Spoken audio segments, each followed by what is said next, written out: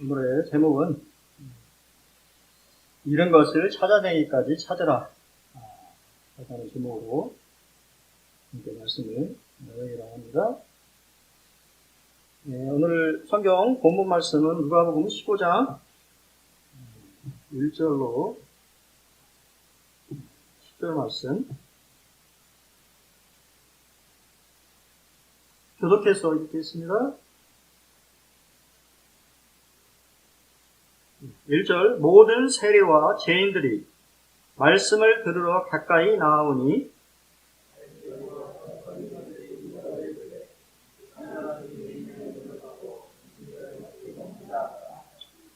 예수께서 그들에게 이 비유로 이르시되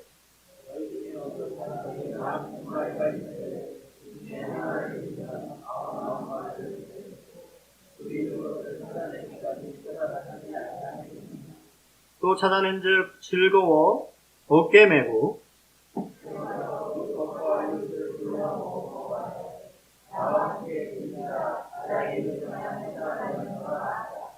내가 너희에게 이르노니 이와 같이 죄인 한 사람이 회개하면 하늘에서는 회개할 것 없는 의인 99으로 말미암아 기뻐하는 것보다 더하리라.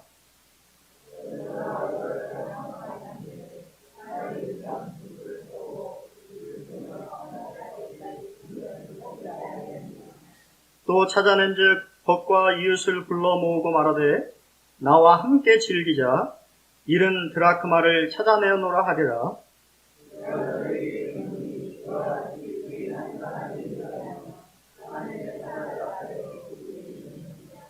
감사합니다. 혹시 영화를 보신 적이 있으신지 모르겠습니다. 라이언 일병 구하기 스티븐 스필버그의 작품이고 아카데미 5개 상을 받은 명작입니다. 이 라이언 일병 구하기는 1944년 6월 6일에 있었던 연합군의 노르만디 상륙작전을 배경으로 하고 있는데요.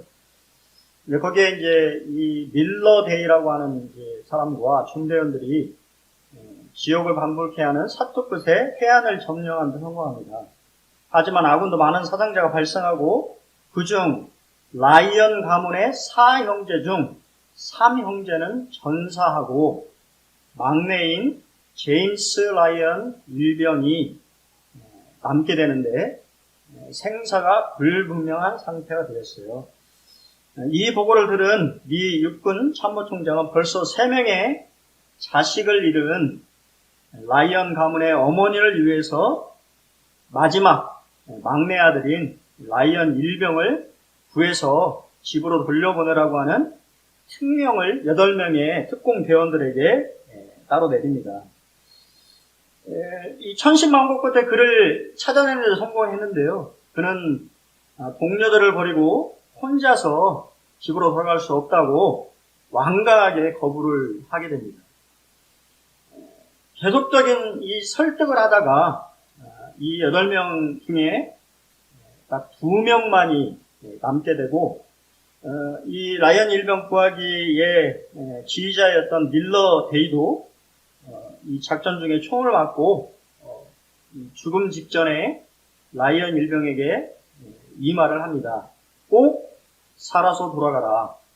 그리고 헛되이 살지 마. 잘 살아야 돼. 우리 목까지. 라고 하는 말을 남기고 이게 영화가 이제 변하는데요.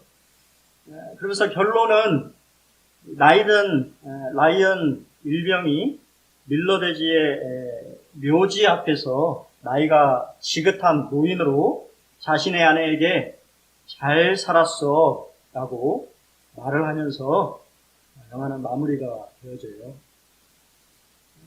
이 성경에 있는 내용을 꼭 가져온 것처럼 영화 참 나중에 안 보신 분들은 꼭 한번 보십시오.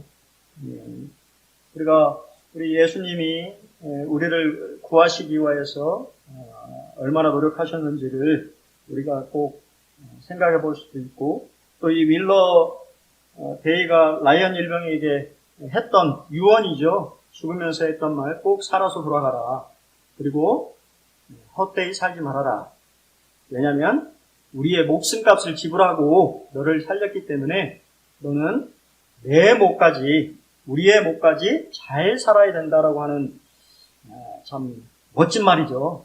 멋진 말을 우리들에게 이렇게 이제 꼭 우리 예수님이 우리에게 하는 것처럼 그런 말을 하고, 이 6명의 죽음을 통해서 생명을 구원받은 라이언 일병은 잘 사는 그런 인생을 살고 그 인생을 마치는 그런 모습을 보게 됩니다. 오늘 우리 이제 비유의 이 말씀을 좀 배경들을 좀 살펴볼 필요가 있는데요. 바리새인과 서기관들이 예수님이 죄인을 영접하고 음식을 같이 먹는 거에 대해서 아주 불쾌하게 생각하고 불평하는 그런 장면이 있습니다.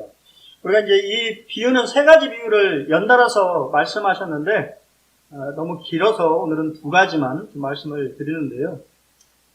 이 모든 비유의 주인공은 하나님이십니다.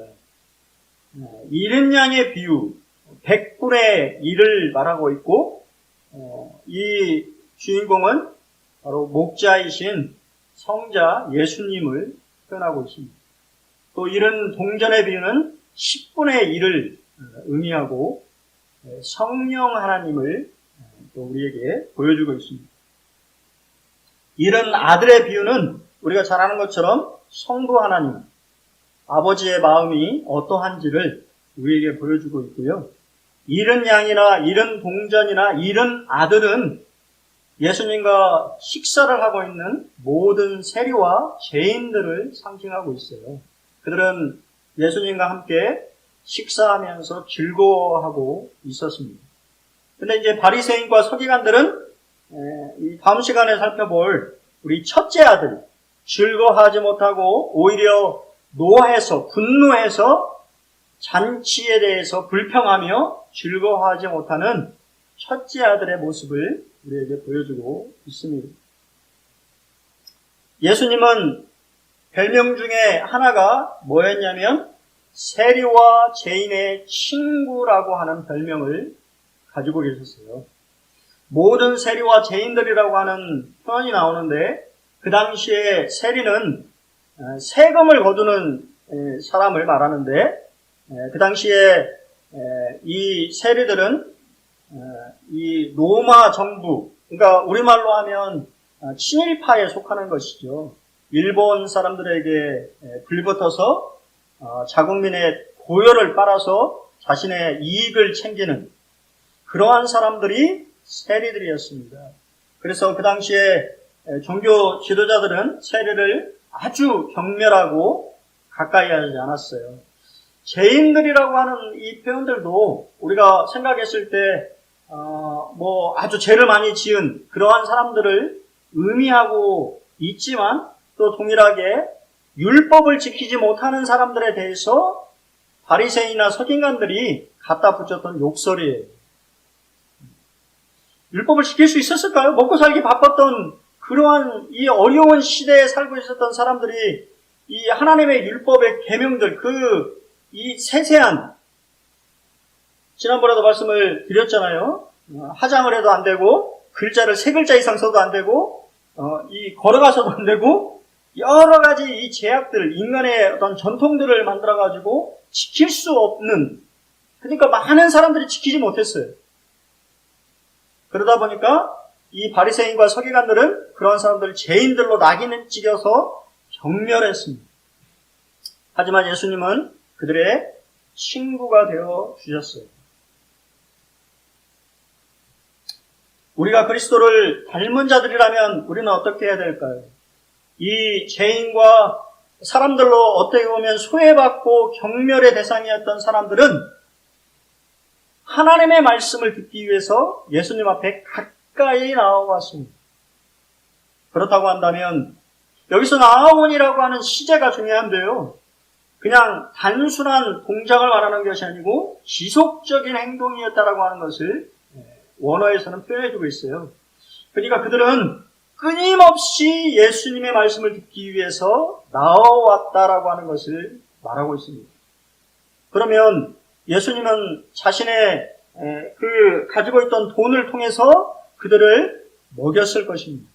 그들은 언제나 그들이 나왔을 때 환영하고 그들과 함께 식사하기를 즐겨워 했다고 성경은 말하고 있어요.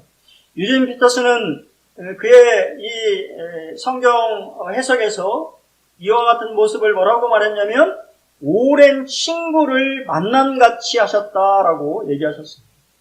이 세리와 죄인들, 사람들이 손가락질하고 낮게 보는 이 사람들을 예수님은 가까이 하셨고 그들을 환영하고 친구를 만난 대함같이 그들을 귀하게 여기셨습니다. 하지만 종교 지도자들은 못마땅하지요. 그러한 모습들이 못마땅한 것입니다. 옛날에 이 척 스미스 목사님이 혹시 아시는지 모르겠는데요. 갈보리 교회를 세우신 분인데 그분은 전도 대상이 누구였냐면 히피였어요. 히피. 막 락을 하고 마약을 하고 그런 사람들을 전도 대상으로 했어요. 교회가 히피로 가득 찼습니다. 막 이상한 옷을 입고 막 한 사람들이 교회에 버글버글 했어요. 여러분이라면 어떡하시겠어요? 여러분 용납하시겠습니까? 예수님은 어떻게 하실까요? 반항했을 것입니다. 그래서 이 척 스미스 목사님의 교회는 그 당시에 많은 미국 교회 목사들로부터 지탄을 받았어요. 이상한 교회라고 낙인을 찍고 받아들이지 못했습니다. 하지만 그 교회는 저도 서울에 있을 때 그 척 스미스 목사님의 제자분을 만난 적이 있는데요. 그분은 동성애자였어요. 근데 동성애가 잘못됐다라고 하는 것을 깨닫고 그분이 예수님 앞에 돌아와서 동성애자들을 전도하는 목사님이 되었어요. 참 그걸 보면서 참 감사가 되었습니다. 우리 생각을 해봐야 된다는 거예요.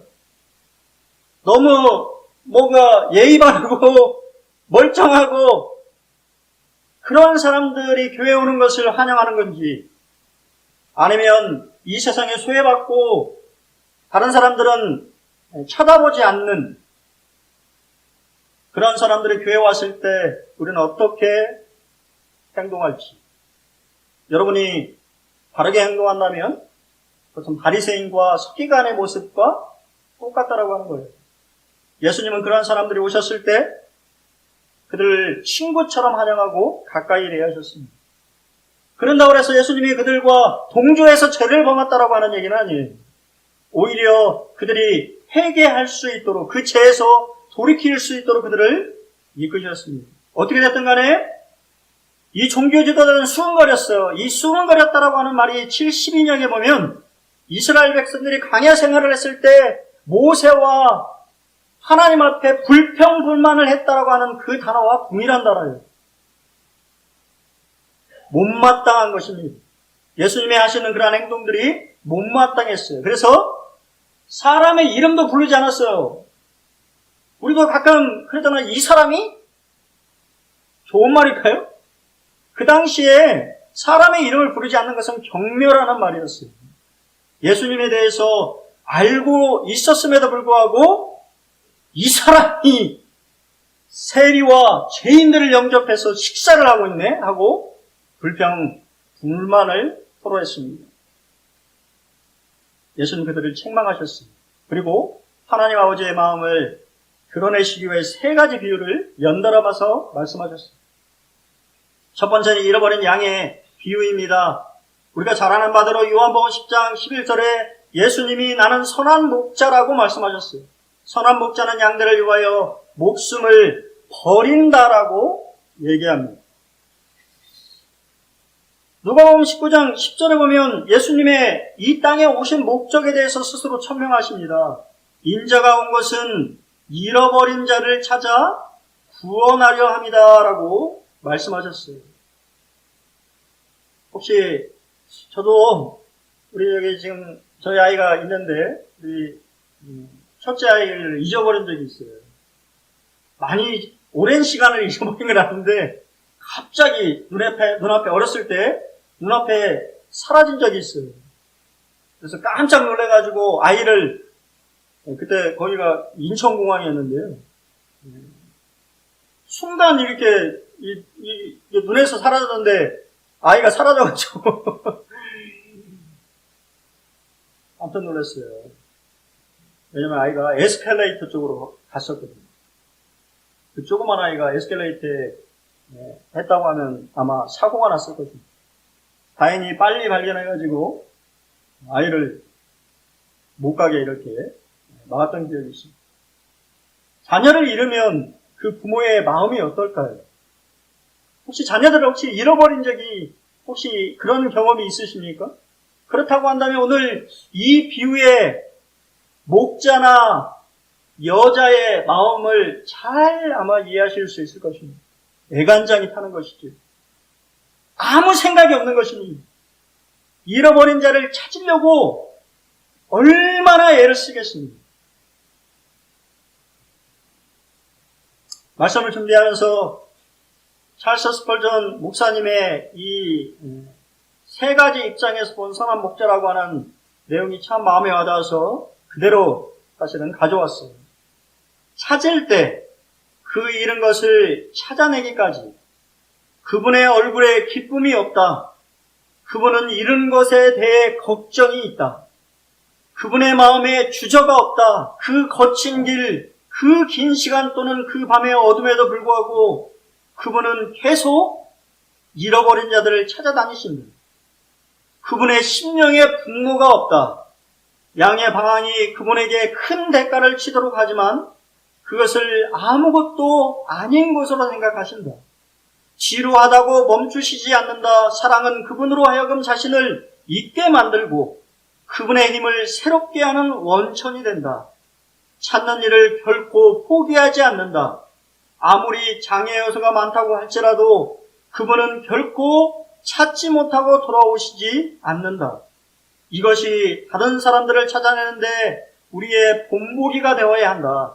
우리도 그 영혼을 찾아낼 때까지 모든 영혼에 대해서 수고해야 한다라고 말하고 있습니다. 그리고 찾았을 때 또 찾아낸 즉 방황하는 양을 붙들었다. 그 붙드시는 손에 얼마나 힘이 가해졌을까? 얼마나 기운찼을까? 얼마나 온 힘을 다했을까? 무게를 견뎠다. 꾸짖고 때리고 쫓아버리지 않고 번쩍 들어 어깨에 메모로써 그 양을 편안하게 하였다. 먼 거리를 돌아다녔다. 목자는 아무리 멀어도 끝까지 갔다. 목자는 그 짐을 기쁘게 짊어지고 왔다. 양도 함께 즐거워했다. 확실히 양이 목자에게 발견되고 따라서 그 방황이 끝나고 그 피로가 힘을 얻고 그 먼 여정이 제거되며 그 완전한 회복이 이루어지는 큰 기쁨이었다. 마지막으로 집으로 돌아왔을 때 집에 와서 천국은 그리스도에게 집이다. 예수님은 불철주야 쉬지 않고 우리를 그곳으로 이끄신다. 잃어버린 양들에 대한 목자의 사명은 영광 속에서 알려지고 거룩한 사랑을 품고 그들을 돌보시는 것이다. 예수님은 자신의 목적을 성취하신 것에 대해 자기와 함께 기뻐하는 사람들을 사랑하신다. 그 법과 이웃을 불러 모으고 그들이 어떻게 그분 주에 몰려들었을지 상상해보라. 얼마나 멋진 모임이었겠는가. 회개는 또한 우리가 집으로 돌아오는 것으로 간주되어 있다. 내가 찾아냈다는 것은 회개하는 죄인을 가리킨다.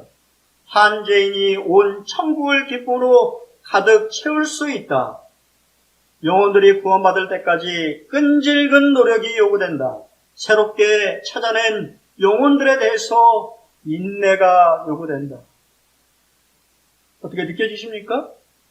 여러분을 찾으시려고 했던 예수님의 마음이 느껴지십니까? 여러분이 구원받기 이전에 저 어둠에 계셨을 때, 아니 나는 그래도 내가 예수님을 찾았다고 생각을 했는데 그게 아니더라고요. 내가 찾기 이전에 예수님은 나를 간절하게 찾아낼 때까지 찾아내신, 사실은 하나님의 손길이 있었다라고 하는 사실을 우리는 때때로 너무나 쉽게 잊어버리고 있지는 않은가라고 하는 생각을 하게 됩니다. 항상 우리 중심으로 생각할 때가 많이 있는, 잃어버린 아들을, 잃어버린 양을 찾아 헤매는 목자의 그 심정, 찾아냈을 때의 그 기쁨, 그리고 그 이웃과 친구들과 함께 그 기쁨을 나누는 하나님의 마음을 우리는 이스펄전 목사님의 참 설교를 통해서 느끼게 됩니다. 우리는 한 영혼을 향한 하나님의 사랑을 알아야 합니다.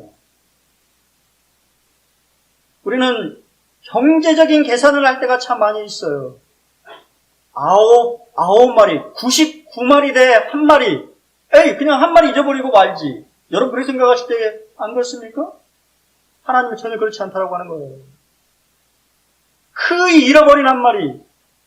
여러분 자식을 잃어버렸는데 편안하게 잠잘 수 있는 부모가 있습니까? 자식을 잃어버린 부모의 마음이 어떻겠어요? 그게 바로 하나님의 마음이라고 하는 거예요. 아직 구원받지 못한 영혼들에 대해서 가지시는 하나님의 마음이 자식을 잃어버린 아버지의 마음과 같다라고 하는 것입니다. 양의 특징은 눈이 좋지 않아요. 10m를 내다보지 못한다고 합니다. 그래서 길을 잃는 습성이 있다고 합니다. 그래서 양에게는 누가 필요한 거예요? 목자가 필요한 것입니다. 이사야 선지자는 우리는 다 양 같아서 그릇 행하여 각기 제 길로 갔다고 얘기합니다. 우리의 인생이 양같이 생겨서 근시안적이라고 하는 거예요. 제 길을 가지 못하고 항상 엉뚱한 길로, 엉뚱한 방향으로 양처럼 자신의 생각이 맞는 것처럼 살아가는 양의 모습. 하지만 그 양에 대해서 하나님이 가지시는 마음은 99마리를 남겨놓고서도 찾아야겠다라고 하는 아버지의 마음인 것입니다.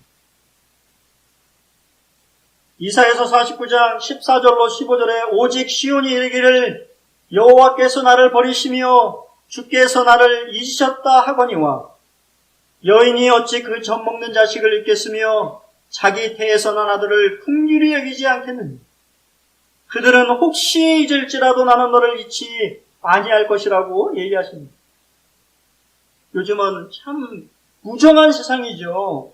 자기가 배 아파서 난 자식을 버리는 시대입니다. 그럼에도 불구하고 하나님은 잊어버리지 않겠다고 말씀하시는 거예요. 사람은 무정해서 자식을 버릴 수 있을지 모르지만 하나님은 절대 잃어버린 자식을 잃어버린 적이 없다라고 하는 거예요. 그리고 그에게 계속해서 손을 내미신다고 하는 것입니다. 그 사랑은 전부를 포기한 사랑입니다. 여기 이 들에 두고라고 하는 말을 우리가 여러 학자들은 분명히 예수님이 다른 목자들에게 이렇게 양을 맡겨놓고 가셨을 것이라고 해석하지만 그런 내용은 없어요. 그냥 귤에 둔 겁니다. 99마리보다 1마리 잃어버린 양이 더 중요하다라고 하는 것을 예수님은 강조하고 계신 거예요. 요한일서 4장 10절에 사랑은 여기 있으니 우리가 하나님을 사랑한 것이 아니요 하나님이 우리를 사랑하사 우리 죄를 속하기 위하여서 화목제물로 그 아들을 보내셨다고 얘기합니다. 전부를 포기하는 사랑을 하셨다라고 하는 것이 바로 이 잃어버린 양의 비유의 하나님의 마음입니다. 그 사랑은 포기하지 않는 사랑입니다. 그 잃은 것을 찾아내기까지 찾아다니지 아니하겠느냐. 여러분, 우리가 이렇게 전도하다 보면 그냥 몇 번 얘기해보고 안 되면 그냥 말아버리지 않습니까? 근데 하나님은 절대 그렇지 않다라고 하는 것이 포기하지 않으시고 계속해서 그에게 손을 내미시고 그가 하나님의 사랑을 알 수 있도록 여건과 환경과 사람을 보내시고 여러 가지 것들을 통해서 하나님의 사랑을 나타내신다라고 하는 것입니다. 그 사랑은 끝까지 책임지는 사랑입니다. 찾아냈을 때 즐거워서 어깨에 메고 집에 와서 그 법과 이웃을 불러서 잔치를 벌이는, 내 신앙이 약해졌을 때도 여전히 주님은 여러분을 어깨에 들쳐매시고 그분의 집을 향해서 걸어가고 있다고 하는 사실을 아십니까? 옛날에 전도제 참 마음에 와닿았던 그 전도제가 있지요. 바닷가 모래밭에 처음에는 4개의 발자국이 찍혀 있었는데 걷다 보니 어느덧 2개만 나타났다라고 하는 전도제를 아십니까? 처음에는 나와 주님이 함께 걸었던 것처럼 보이지만 내가 힘들고 지쳤을 때 우리 주님은 나를 업고 안고 걸어가신다라고 하는 것입니다. 그것이 바로 목자의 마음이라고 하는 것입니다. 예수님은 자신이 죽으실 그 마지막 순간에도 남겨질 제자들을 생각하시면서 제자들의 발을 씻기셨고, 내가 너희들을 사랑한다고, 그냥 사랑하는 것이 아니라 끝까지 사랑한다고. 그러면서 그 다음에 뭐라고 말씀하시지 않습니까? 내가 너희를 도와줄 보혜사 성령을 보내주겠다. 그리고 고아와 같이 내버려두지 않고 내가 다시 너희에게 돌아오겠다고 약속하시는 장면이 요한복음 14장의 모습입니다. 사람의 사랑은 끝까지 책임지지 않는 사랑이지. 하지만 하나님의 사랑은 끝까지 책임지시는 사랑입니다. 한 주일학교 학생의 교사의 간증입니다. 아모에 사는 한 중국인 기독교 가정이 있었습니다. 그 가족 가운데 하나인 한 작은 소년이 침례받기를 원했습니다. 그는 교회에서 침례 주기에는 너무 어리다는 이야기를 들었습니다. 이에 그 어린아이가 대답했습니다. 예수님은 어린 양을 품에 안으신다고 약속하셨습니다. 저도 어린 소년입니다. 예수님은 저를 안으시기가 더 쉬울 거예요. 참 멋진 말이지 않습니까?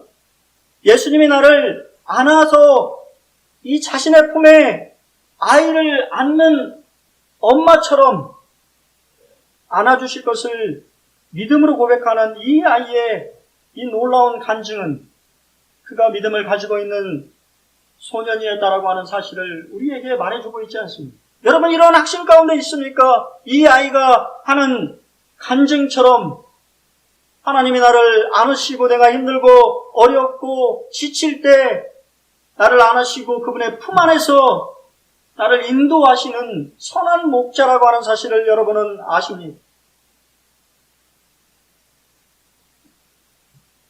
잃어버린 동전의 비유를 또 만나게 됩니다. 누가는 의사였죠. 그는 또한 아주 섬세한 사람이었어요. 목자의 비유는 남성 중심적인 비유라고 한다면 잃어버린 동전의 비유는 여성 중심적인 이야기입니다. 어떤 여자가 10드라마가 있는데 하나를 잃어버리면 등불을 켜고 집을 쓸며 찾아내기까지 부지런히 찾지 아니하겠느냐고 이야기합니다.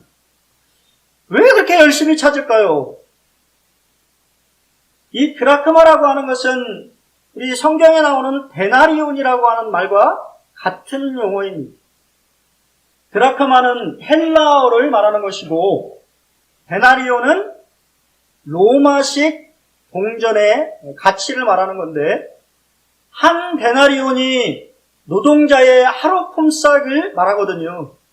요즘에 노동자들이 하루에 일을 하면 얼마나 받는지 모르겠습니다만 그 정도의 품삯을 말하는 것입니다. 근데 왜 이 여인은 이렇게 열심히 찾을까요? 그것은 바로 이러한 배경이 있기 때문이에요. 팔레스타인에서는 결혼할 때 신랑이 결혼 선물로 사랑의 증표로 10드라크마를 주는 풍습이 있었습니다. 신부는 그것을 목걸이로 만들거나 모자에 매달고 다니며 애지중지 여깁니다.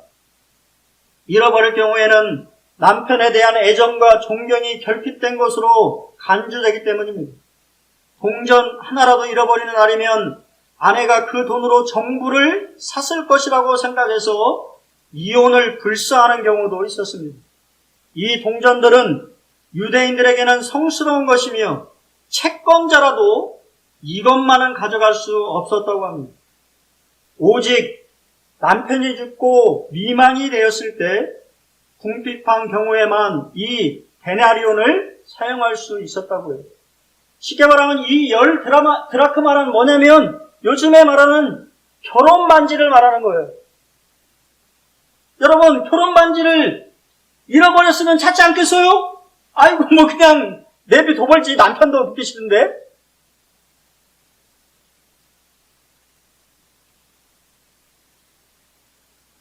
이 여인에게는 가장 소중한 것이라고 하는 것입니다. 그것을 찾기 위해서 애를 쓰는 것입니다. 동전은 생명 없는 물체입니다. 그것은 바로 죄인의 생명 없는 상태를 말해주고 있는 거예요. 사도 바울은 에베소에서 허물과 죄로 죽었다고 말합니다. 예수님을 믿지 않는 사람들은 허물과 죄로 죽어있는 상태, 그러한 상태를 말하는 것이지요. 죄인은 죄 가운데 죽어있는 상태입니다. 근데 그 죽어있는 상태에 성령 하나님의 도움으로 진리를 깨닫게 하시는 것이죠. 성령의 도움 없이는 하나님의 말씀을 깨달을 수가 없어요.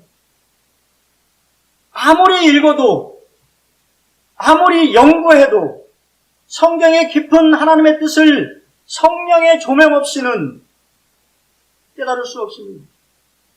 이 여인은 잃어버린 동전을 찾기 위해서 등불을 켜고 빗자루로 집을 쓸으면서 그 동전을 열심히 찾습니다. 성령 하나님은 하나님의 말씀을 통해서 말씀과 함께 그리고 말씀을 통하여서 우리에게 항상 역사하는 것을 보게 돼요. 참 신기하더라고요. 제가 예수님을 만났을 때 그렇게 저도 이 교파교회를 다녔단 말입니다. 말씀에 대해서 알고 있었습니다. 근데 깨닫지 못했을 때 전혀 성경에 대해서 무지했는데 하나님의 놀라운 복음의 말씀을 듣고 제가 깨닫게 되자 성경이 열리기 시작하는 것입니다. 성경이 지루하지 않고 성경이 재미있고 읽으면 읽을수록 달콤한 맛이 나는, 그래서 그때도 제가 몇 번 말씀드렸죠. 면접 때 당신이 요새 읽는 책은 무엇입니까? 항상 단골 메뉴로 나오는 거잖아요. 저는 성경보다 더 가치 있고 재미있는 책을 만나본 적이 없어서 성경을 읽습니다. 떨어졌어요. 면접에 떨어졌으면 영업직이었는데요. 안 되겠네요. 영업을 하시기에는 조금 안 되실 것 같아요. 그래서 다른 얘기를 막 이렇게 했습니다만,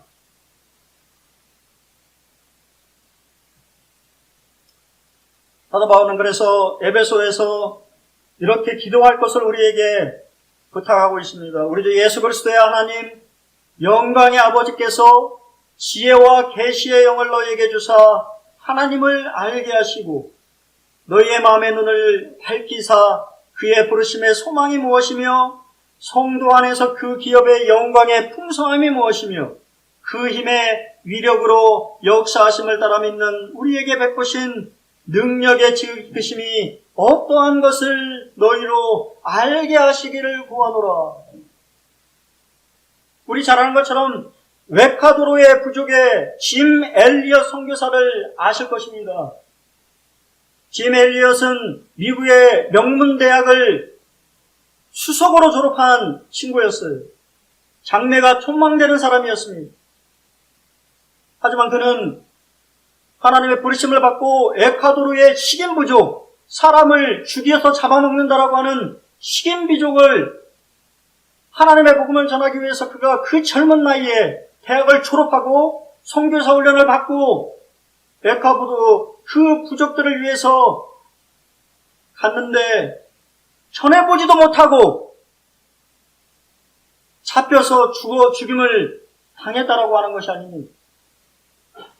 그래서 미국의 타임즈에 이 젊은 선교사들의 죽음을 통해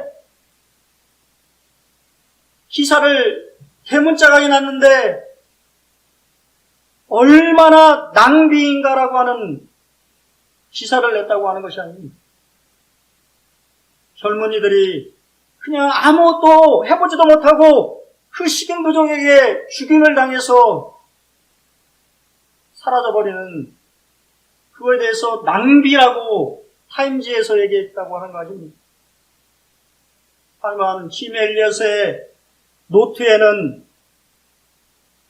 영원한 것을 위해서 자신의 목숨을 버리는 것은 아까운 것이 아니다, 가치가 없는 것이 아니다라고 하는 글을 썼다라고 하는 것이 아닙니다.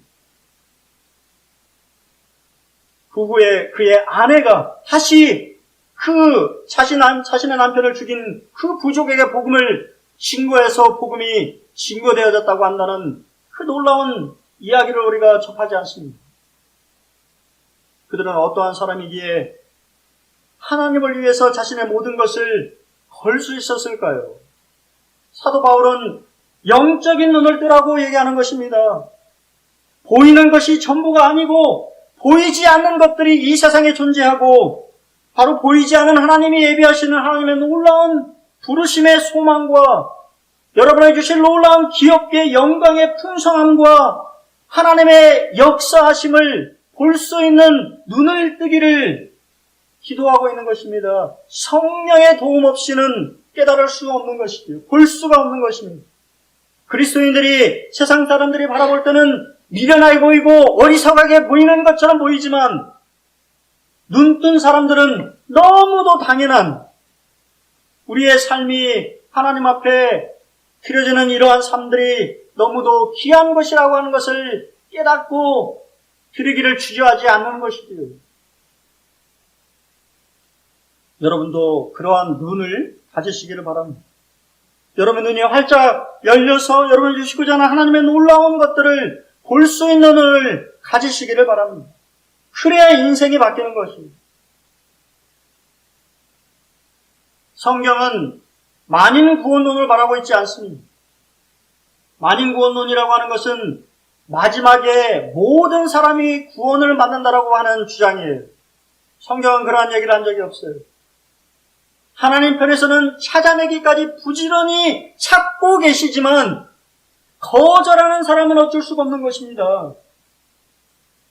하나님께서 커다란 빛을 비춰주셨지만 예수님과 함께 있었던 많은 사람들, 죄인들과 세리들, 자신들이 죄인이라고 하는 것을 아는 사람들은 하나님의 잔치에 초대를 받았지만 하나님 잔치의 초대를 거절한 바리새인들과 서기관들은 하나님의 잔치에 참여할 수 없는 것이지요. 왜냐하면 그들이 거절했기 때문입니다. 그리고 우리에게 하나님의 기쁨에 동참하라고 얘기합니다. 잃어버렸던 결혼 반지를 찾은 이 여인은 이웃과 친구들을 불러서 내가 다시 내 남편의 사랑의 징표를 찾았다라고 하면서 즐거워하며 잔치를 벌이고 있습니다.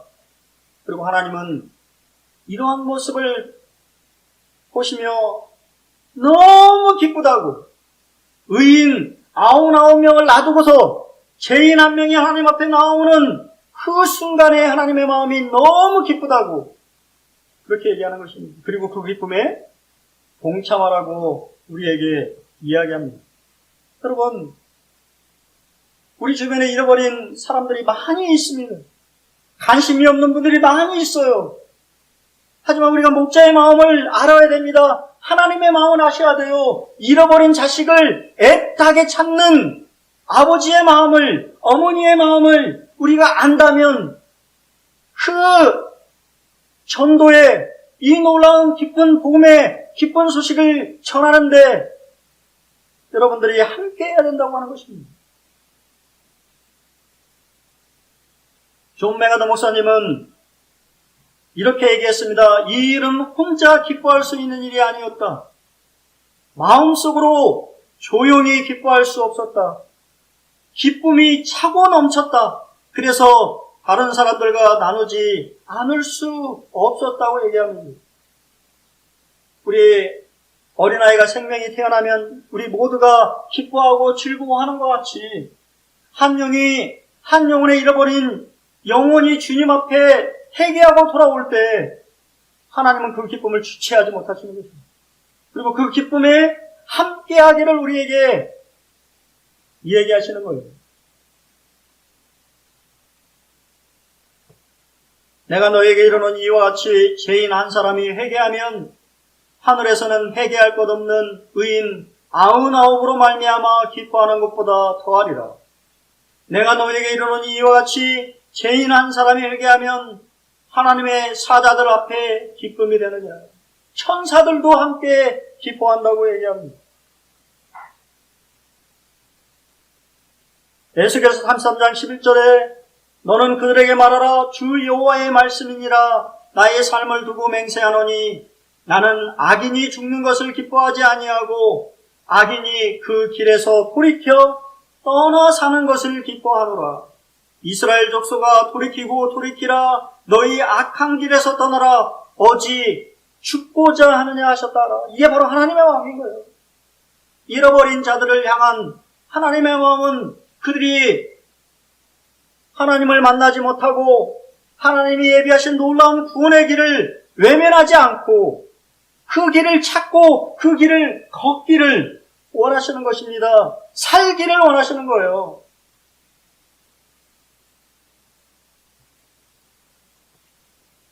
저는 마지막으로 복음이 울다라고 하는 책에 데이비드 플랫이라고 하는 분이 드렸던 기도를 우리 성도들과 함께 이러한 마음으로 우리가 참 기도했으면 참 좋겠습니다. 하나님, 제 삶에서 주님처럼 찾고 또 찾는 사랑이 나타나게 해주십시오. 주님은 잃은 자를 찾으십니다. 주님은 다수를 놔두고 한 사람을 찾아 나서는 분이십니다. 하나님, 저와 제 가족, 저희 교회를 통해 찾아 구원하고 사랑하며 용서하시는 아버지의 모습을 보여주십시오. 제가 주변에 한 사람을 돌보게 도와주십시오. 제가 모든 것을 내려놓고 주님이 이끄시는 한 사람에게로 갈 수 있게 해주십시오. 제가 사는 곳이든 이 히말라야 산골이든 어디든 주님이 이끄시는 대로 가게 해주십시오. 여러분, 우리가 우리의 기도가 되어야지 않겠습니까? 우리 주변에 잃어버린 자녀가 될 수도 있고 또 이웃이 될 수도 있고 지인이 될 수도 있고 내가 아는 분일 수도 있습니다. 그분을 하나님은 여러분을 통해서 인도하고 찾기를 원하시는데 나는 외면하고 있지는 않은가?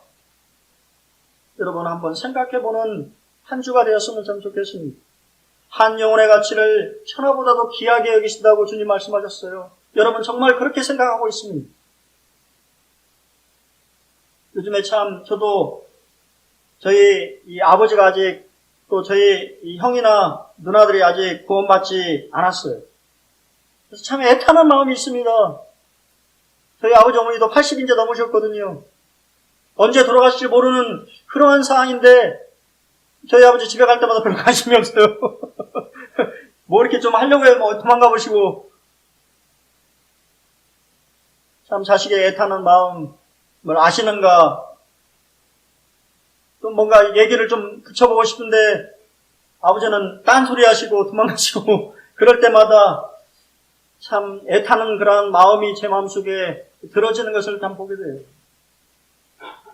여러분 아직 구원받지 못한 가족들, 또 지인들, 친구들이 있다고 한다면 하나님이 정말 이렇게 간절히 잃어버린 자를 찾고자 하는 아버지라고 하는 마음을 우리가 한번 같이 공감하면서 우리 주변에 있는 분들에게 하나님의 사랑을 전해보는 그런 한 주가 되었으면 참 좋겠습니다.